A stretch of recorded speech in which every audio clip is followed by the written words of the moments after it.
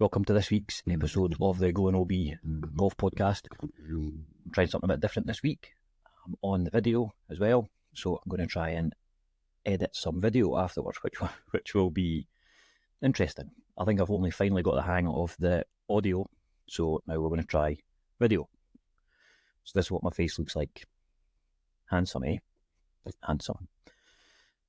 The last couple of weeks, I've asked for you guys to get in touch with me so that I can hear your stories. And it occurred to me this week, I haven't actually given you my golf story. So that is what this week's episode is going to revolve around. So I'm Craig. I'm currently 40 years old. Married. My wife Stacey is a self-employed businesswoman, which keeps her busy. My son Oscar, who's 13, plays for his local football team, Anniston Rangers, in Midlothian. They're about to embark on their second season at 11-a-side, so that'll be interesting. We were at a Player of the Year awards last night, so well done to everybody that won an award. My daughter Roxy is 7. She appeared on the last podcast. She was buzzing with her 45 seconds of fame. So going by that, she's still got another 14 minutes and 15 seconds if you take this everybody's famous for 15 minutes analogy.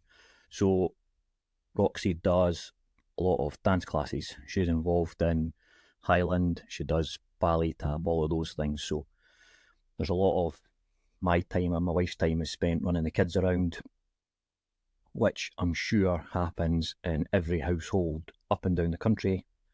You become a taxi service for your children and you end up becoming involved in all the things that they're involved with. Such as, so the wee one, as I said, she does a lot of dance classes. I tend not to do the dance things. I do the outdoor sports with Oscar, take him and stand on the sidelines when it's pissing rain and snow and wind, because neither of the two girls particularly like that. So recently, well not recently, maybe in the last 6 months or something, I've been going line dancing. Like country music, went to a country music night and I was speaking to a load of the older ladies and I was like, how do you guys know all these moves? And they're like, oh, we go to a class, it's just in the hall up the road from in the village from where I stay, so I've been going to that on a Wednesday night now, which is good and I am enjoying it and I'm getting better. But it's kind of hampered my golf this season because Wednesday nights, Oscar does training and he's away for an hour and a half. He trains on a Monday as well and a Friday, but on the Monday nights, I normally drop him off, nip up to the golf for an hour and a bit, pick him back up again. I'm not being able to do that on a Wednesday. I'm not saying my golf is suffering because I've been going line dancing. That's a long-term problem. That's a long-term problem that I've had. But it's obviously not benefited me as much as I thought it would. But I'm still getting out there and I'm still trying. I touched on before, I'm a member at a local course. It's a 9-hole course, which is perfect. I joined there last year, having been at one of the other local courses where I just wasn't getting to play as much and it was difficult to get out and get round for a full 18 holes. So at least having the benefit of this just being a 9-hole course, it's not a short Mickey Mouse course by any means, but it is a 9-hole course, 2 par 5s. But it means I can get out, get some games in before I have to go back to doing dad duties again. I'm going to try and nip out for a few holes later today and maybe tomorrow, and I think that'll probably do me for the week because I do have a number of things on the go. I played on Tuesday last week at Longnidry, which is a course down in East Lothian, with one of the guys from my work, Jeff. He's a member there. My God, that was hard. I have played a number of like parkland courses over the years, and I've always been members of parkland courses because in Scotland it's very difficult to get into links courses unless you have the money to pay yourself in. There's a couple of them have waiting lists at last. I phoned one of them the other day, which I've been trying to get into for a while, or fancy getting into for a while, and the waiting list is now at 4 years. So yeah, it's going to take some time, but it's currently closed, so you can't even get onto the waiting list. So that's going to take a bit of time. So we played Long Nidre. Course was in great condition. I got out the car, jumped on the practice green, and you maybe drop 2 or 3 balls, and while you're waiting on the other guys coming, you're just knocking them up to the hole, and everything was going miles past. The putting green was lightning. Now, I tend not to take a lot from what the putting greens are like on courses, because they're never the same, and they've not had the same attention as the full course greens, which is what you would expect. But I'm telling you, these ones in Long Nidre, the putting green was rapid, the actual greens were rapid. The fairways were, as you'll probably have seen on the television from a number of links courses, they were that golden, heathery coloured. They were burnt out a bit because of the recent spell of good weather we've had. And the fairways are fast, and they're all bumpy. So if you're not hitting, I stand on a tee and I'll just hit this 2-iron that I've got, because I'm potentially a founding member in the No Driver Club. I'm trying to get other people involved in it, but I maybe realise now that maybe wasn't the best idea. I was angling on the side of, don't have a driver, I can't put myself in trouble. But you then go to these places, and when the wind is blowing a hoolie, as we say in Scotland, which it was on Tuesday, it's very difficult to compete and kind of be in the hole. So yeah, the wind's just killing. I'm hitting about 230 or something with this 2-iron, and then you obviously get a bit of run. Now I'm hitting it into the wind, and I'm only maybe getting 180, and it's running 20, but it's bumping, hitting off every bump, all the little hillocks, and it runs down into the sides. The rough's quite penal as well. So really tough track, Long Nidre, but it was really good fun. And I don't know if it's a bit sadistic, I do quite like the challenge of these links courses, and I like it difficult. However, I did shoot a 96. That was the other thing. My handicap's 18.2, but as the world handicap, but you obviously get a course handicap. Clicked on the app, got my thing set up, and it was giving me 21. So I'd already, before I'd started, decided that this is going to be too hard a course for you, Craig. Here's an extra 3 shots. And then I was 5 or 6 or 7 over that handicap anyway. So it won't be a counter, but it's another 18 holes that goes in. It might further add some strength and weight to my potential ongoing battle with the Scottish Golf Union about these. Should you be allowed to put in for 9 holes? But that's a conversation for another day. That's not what this podcast is about today. So yeah, played on Tuesday last week. Really enjoyable. Jeff was the same. He's a member there, and even being a member, it's a difficult track. But I would highly recommend it. So if you get a chance and you're in East Lothian, go down and play Long Nidre. There is a number of other courses down East Lothian which are equally as good. Some of them are very elite, and you will probably struggle as a average Joe to get on them. However, if you get a chance to come and play links golf down East Lothian, you should definitely take it. So that's a bit of what I've been up to this week. Sorry, my daughter just poked her head in the office there while I'm trying to record, so I've got to take her out to the shops once I get finished with this. So yeah, that's a bit of what I've been up to this week. I want to give you a bit of a history of me. So as I said at the start, my name's Craig. I started playing golf when I was 10. I went down to my dad, who will probably be spoken about in podcasts to come, affectionately known by both my kids as Kirky Boy. They've never ever called him Grandad. So yeah, Kirky Boy took me to golf when I was 10. We joined Royal Musselburgh. I was there as a junior. I played 1 medal when I was there.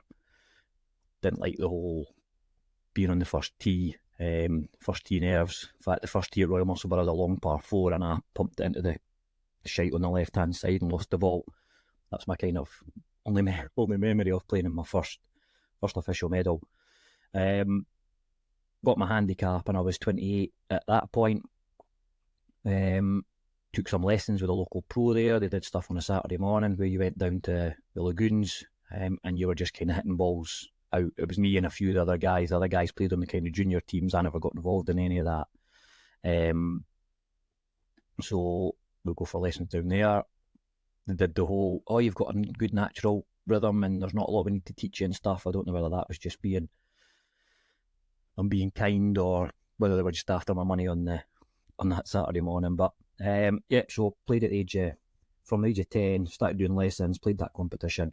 I then kind of played a bit off and on with some of my pals when we were younger. We played the Braids, we played Craig Miller Park, we played Silver Nows, which was a 9-hole course.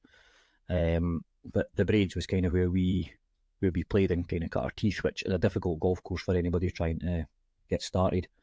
My kind of lasting memory for that one was one summer we dropped off in the morning, the round's going well, we're playing one of the holes, which I can't remember what it was. It was on Braids 2, which was supposed to have been the slightly easier course.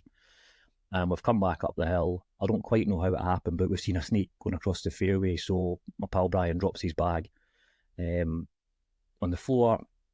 We've seen the snake angle towards this bag, and the snake's then disappeared. Nobody knows where it is. So Brian just left his bag. He's like, I'm not touching that. Left his bag. Went back to the car park, phoned his mum. We were getting picked up again, and she'd to come with us, and we had to wander back up to try and find this golf bag that none of us were prepared to touch in case there was a snake in the bottom of it. So yes, the Braids is a tough track. They've since merged that into 2 courses. So as I said, there was course 1 and course 2. They've now just got it. Some of the better holes from course 2 and the better holes from course 1, and made one really good course out of it, and it's kind of the jewel in the Edinburgh Council's crown as far as the courses go. So yeah, played a bit through then, started working at the age of 19, left school, did all right qualifications wise, but left school, started working, and then I got involved in kind of playing with a bit from guys through work, and I joined, not long after that, I joined Liberton. So started playing there, got myself a handicap again, because obviously my previous one had lapsed, still in the high 20s. I then managed to get that down at one point to 15, which to this day is still the lowest that I've ever been.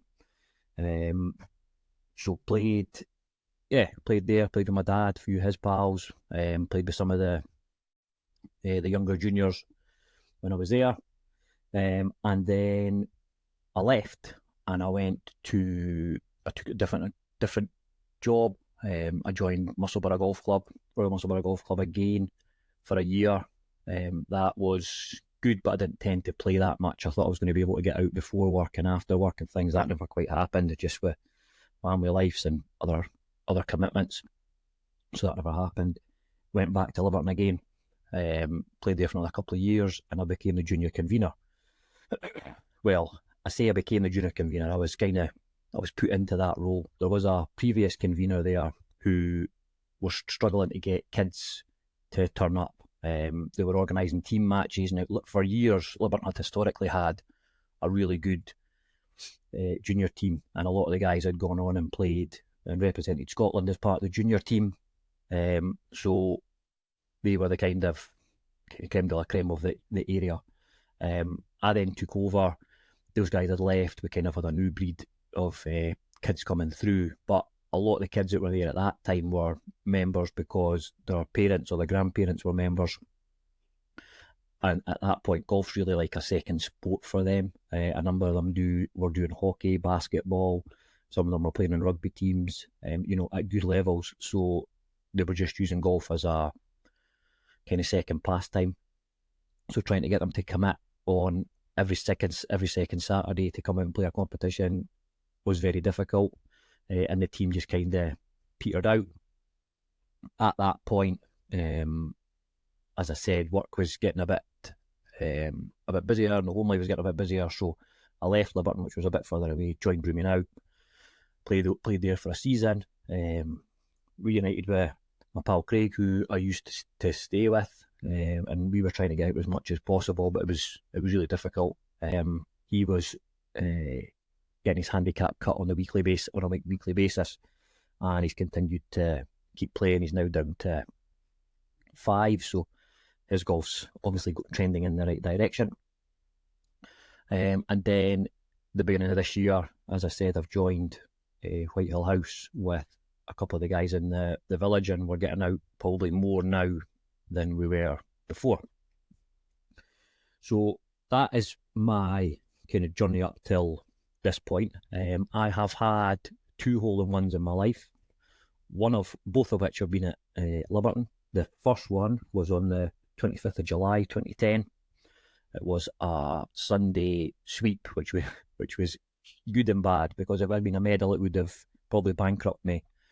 But it was just a sweep, so it's just whoever turned up on the Sunday, and we all chipped in a couple of pounds and we went and played. So really windy and testy conditions. Got round to, I'm standing on the tee on 17, and I've taken a 7-iron. It's windy behind, pumped the ball up in the air. It's dropped down and rolled into the hole. I've obviously just hit the ball thinking it was in the general direction of the green, and the two guys that are standing on the 18th tee, I've shouted up to us to say it was in the hole. So go down, there it is. There's a 1 on my card. I then stood on the 18th tee and stuck it away up the first, which ran parallel with 18. Didn't quite lose it at that point, but it was touch and go, but it was just so much adrenaline.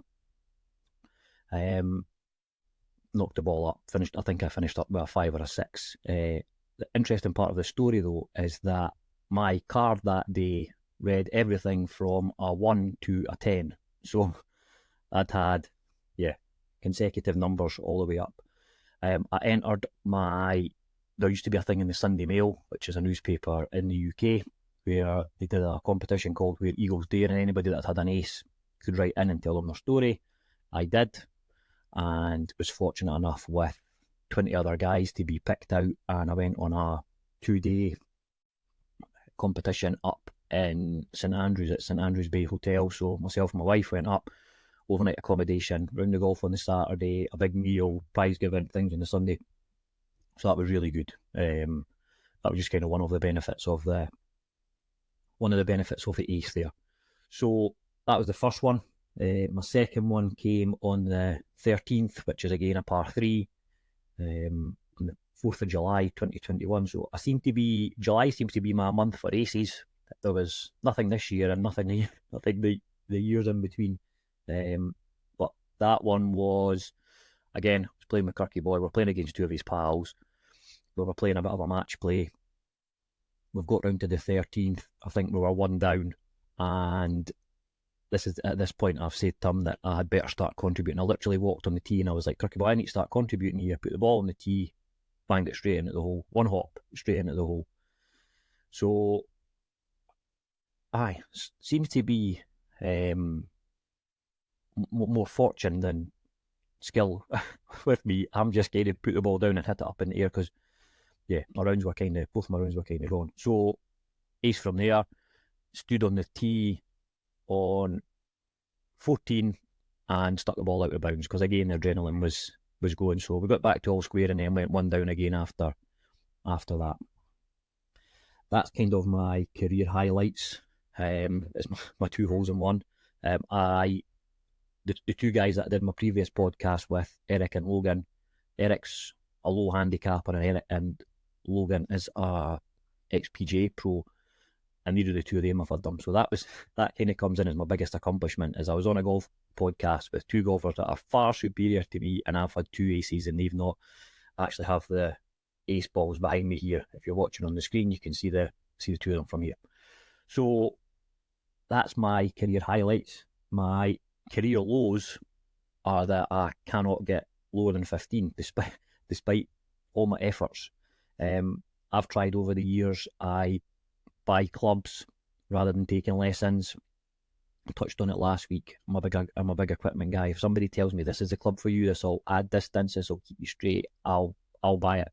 The amount of money I've wasted over the years that I could have spent on lessons and potentially been better would have been, I didn't even bear thinking about, to be honest with you. The biggest fault, I think, is in my head. I underclub a lot, all the time actually, and when I do look at my watch and I see what my distance is to the middle of the green or what I've got to the back, I pull something that I think is going to make the middle and I'm still short. I'm so tentative with everything that I'm playing, and I'm playing like 3/4 shots, so it's all in my head, I think.